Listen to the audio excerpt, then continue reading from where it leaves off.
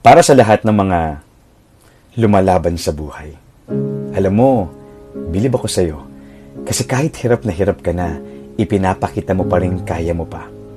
Kasi ayaw mo silang mag-alala. Kasi may pangarap ka. Kasi gusto mong patunayang may ibubuga ka pa. Tuloy, doon mo nakikitang mas nakakapagod pala.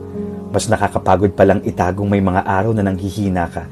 Mas nakakapagod palang ilihim na kailangan mo na ng makakasama. Mas nakakapagod palang itangging kailangan mo lang ng kahit isang taong magsasabi sa iyo na kaya mo yan, magpatuloy ka. One realization that changed the way I deal with my battles. I don't fight alone. I fight in faith.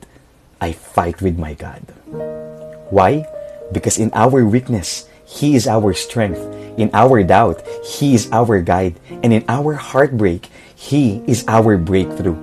Walang labang hindi na ipanalo ang Panginoon. Ipagkatiwala mo sa Kanya ang laban mo ngayon. God bless.